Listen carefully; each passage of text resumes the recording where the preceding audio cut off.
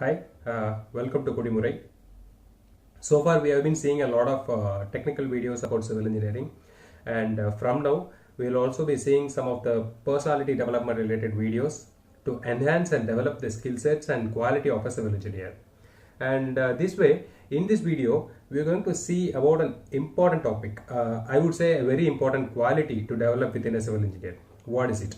And before entering into the session, I would request all our viewers to please subscribe to the channel and please don't forget to press the bell icon to receive the notifications about our videos. And as I was saying, that is an important quality what a civil engineer has to develop. What is it? Before going into that, I would like to ask one more question to you. What is engineering? First of all, let's define what is engineering, because the real meaning of engineering, the real meaning of engineer is to create. So engineer means to create, to innovate something.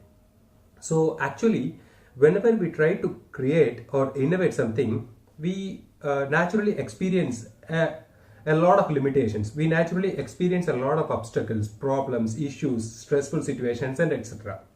So to overcome all the stressful situations and limitations, we need a quality which is called critical thinking. And obviously, yes, today's topic is about critical thinking and the importance of critical thinking and how to understand, how to experience critical thinking in civil engineering. So in start, I would like to give you a very small and a simple example to understand what is critical thinking.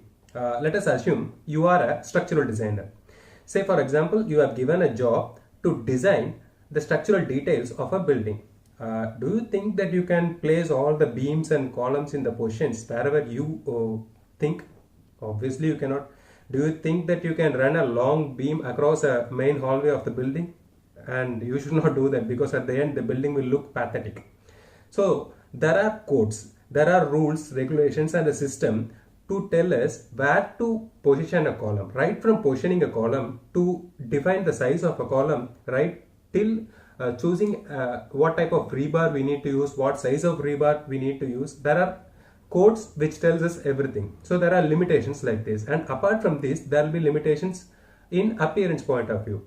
The way we design should be aesthetic. So after the finishing of a building, it should look good for the consumer or the client.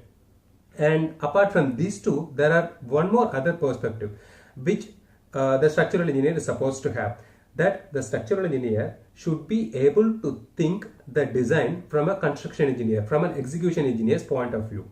So that while making the design itself, he should be in a position to analyze, he should be in a position to think from the perspective of an engineer whether this particular design will be workable in a site or not.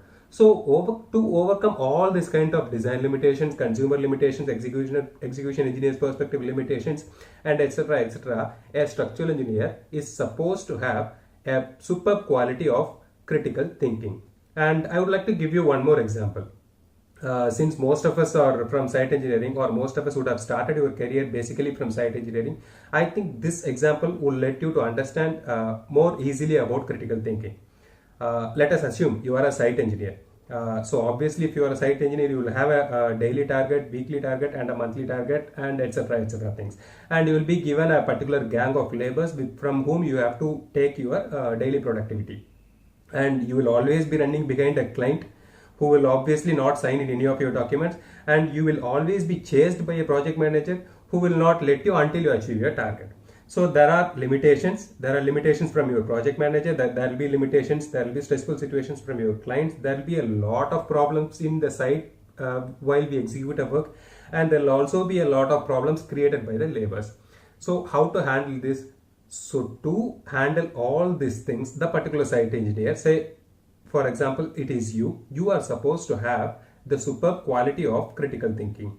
And I hope with this we will be able to understand what is the importance of a critical thinking and why is it so important in civil engineering. I can say, for example, there are people who used to ask me that why critical thinking is very much important for a civil engineer, though there are a lot of other engineering fields. Why it is very much important for a civil engineer?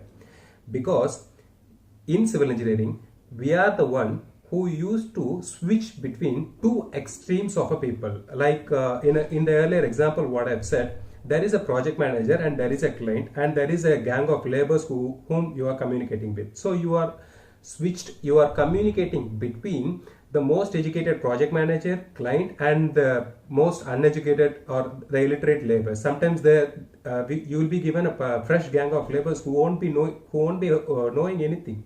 So in those criterias, you are communicating, you are switching your work between the most extremely knowledge people and the most extremely, say for example, I'm sorry to say this, not knowledge people. So this kind of variation, this kind of contrast handling requires a particular quality which is called as critical thinking. I hope in civil engineers, we are the only people who are working with a fellow people who is not educated up to our level, because in every other domain, if you take any other engineering field, they'll have a bliss to work with a mutual educated person. The one whom they'll be working will be either a computer or will be either a fellow engineer. So they'll be in a position to understand what is what. But in civil engineering, it is not like that. You are supposed to work with a labor and you are supposed to communicate between a labor and a project manager. That means both extremes of knowledge. So this actually requires this particular quality of civil engineering, and so hereby we conclude that critical thinking is very much required for a civil engineer compared to any other engineers. And at the end of this session, we believe that we have helped you to realize the importance of critical thinking for a civil engineer, and I hope in coming up videos we will be also helping you to develop your technical knowledge as well as your personality development skill sets.